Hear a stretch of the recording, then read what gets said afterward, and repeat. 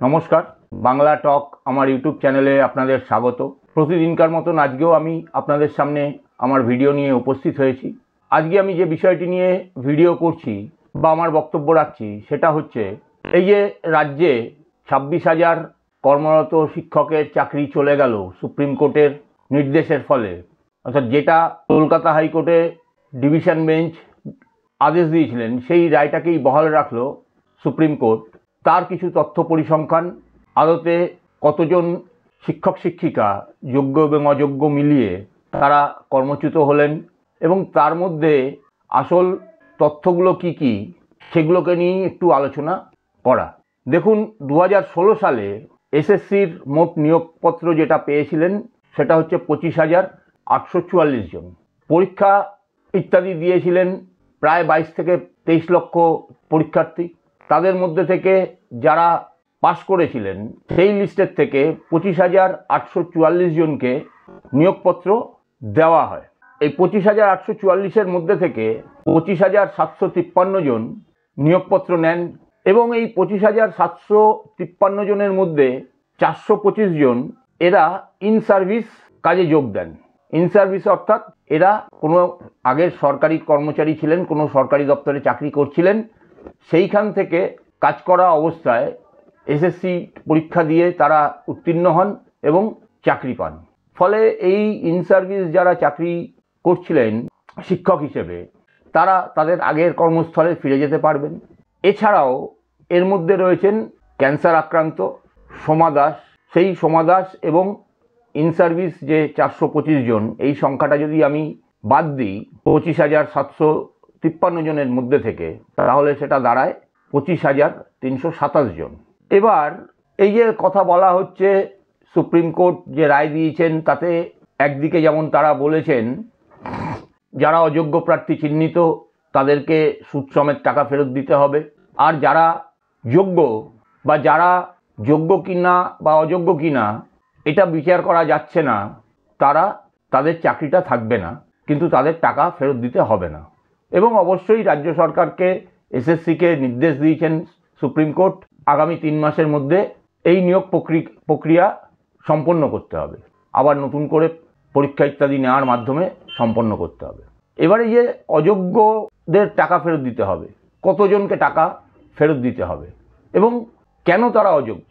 তারা এই কারণেই অযোগ্য, এই 25,327 জনের মধ্যে ওএমআর কারচুপি এবং র্যাঙ্ক জাম্প করে চাকরি পেয়েছেন 4,327 জন। 2, এসএসসির সুপারিশ ছাড়া চাকরি পেয়েছেন 2,823 জন।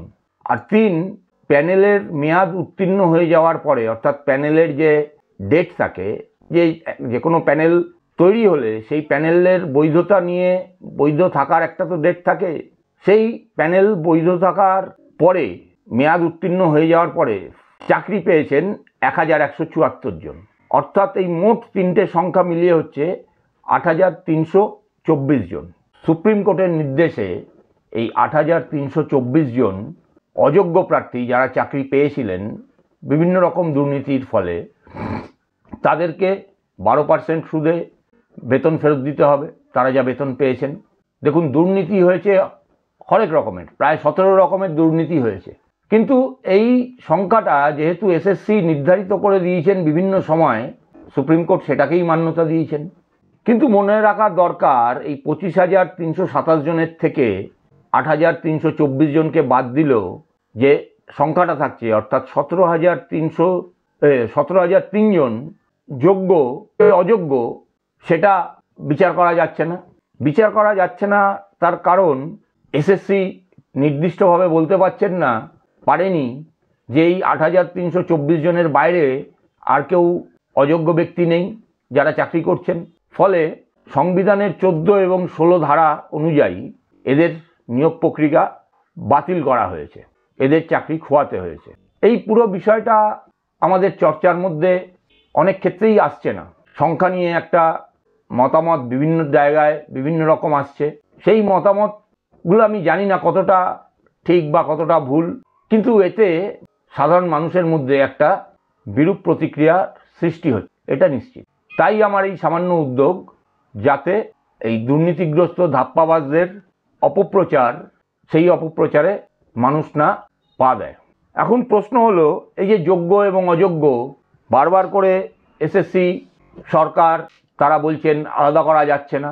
বিষয়টা যোগ্য অযোগ্য আলাদা করা যাচ্ছে না তা নয়, যোগ্য এবং অযোগ্য আলাদা করা হচ্ছে না বা হবে না, কারণটা খুব সোজা।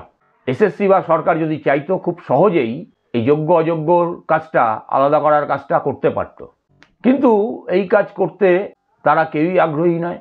কারণ যোগ্যদের চাকরি দেওয়ার নাম করে অযোগ্যদের যদি ঢুকিয়ে দেওয়াই আসল উদ্দেশ্য হয়, তাহলে এই কাজ কখনোই করা যায় না। তাই অযোগ্যদের চাকরি যদি হারাতেই হয়, তাহলে যোগ্যদেরও চাকরি হারাতে হোক। সরকার এসএসসির মনোভাব তাই। কারণ ব্যাপক দুর্নীতি হয়েছে, স্বজনপোষণ হয়েছে, টাকা নিয়ে চাকরি হয়েছে। ফলে অযোগ্যদের চিহ্নিত করে যদি এখন নির্দিষ্ট করে বলা হয়, তাহলে যে সমস্ত নেতা মন্ত্রী শান্ত্রী ইত্যাদিরা এর বেনিফিট পেয়েছেন তারা তো বিপদে পড়বেন, তাদেরকে তো বিপদে ফেলা যাবে না।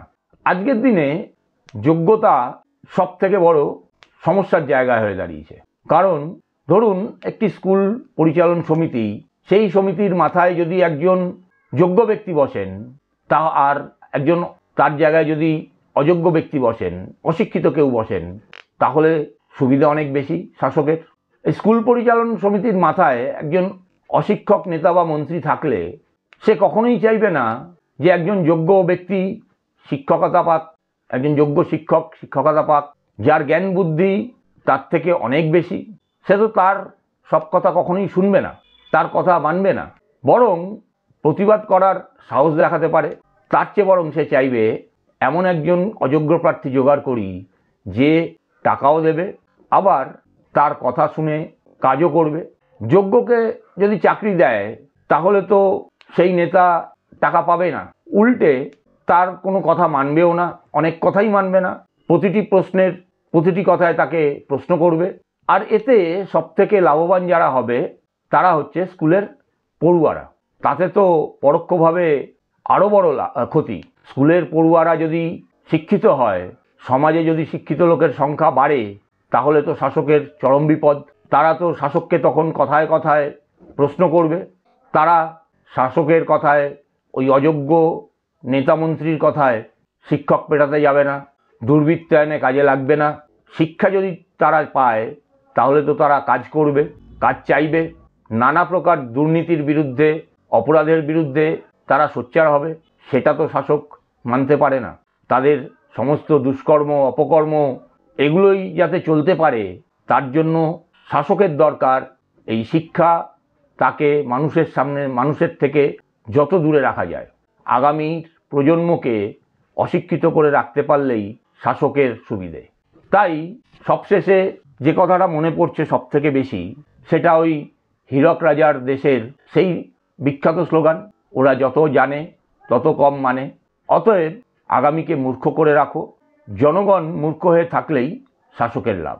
আজ এখানেই শেষ করছি। আপনারা আপনাদের মতামত আমার ভিডিওর কমেন্ট বক্সে অবশ্যই লিখে জানান। ধন্যবাদ, নমস্কার।